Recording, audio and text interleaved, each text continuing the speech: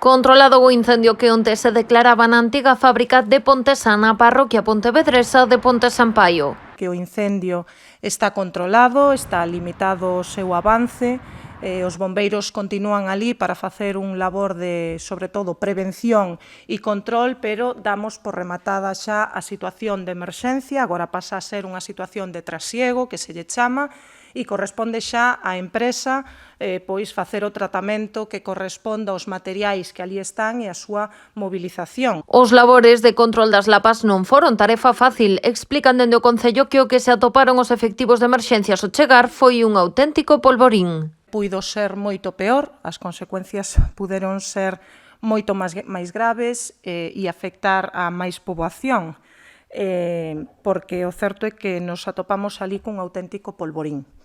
Un auténtico polvorín con toneladas de material inflamable. O incendio deixou unha persoa ferida de gravidade, un dos operarios que traballaban na nave. Dende o Concello explican que puido ser moito peor. As lapas afectaron as montañas de gran cereais e pipas de xirasol que se almacenaban na nave e que, segundo Vilaverde, poderían acadar os 10 metros de alto e 15 de ancho. O arder fixeron incluso estourar a uralita da cuberta. Sin as máis mínimas medidas de seguridade, sin sistema de extinción de incendios, por non tiñan nin hidrantes, por non contar, pois non contaban nin con licencia de actividade.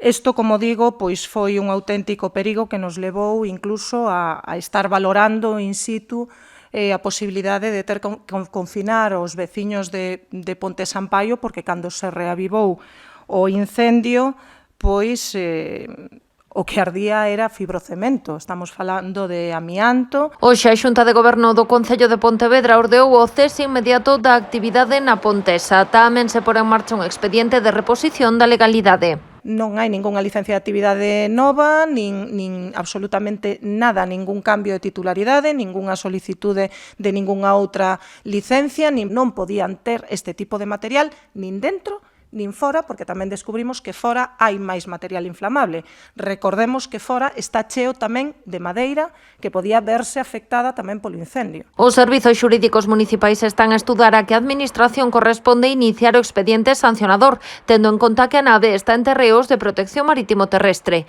Ademais, a Policía Xudicial traballa para atopar as causas do lume.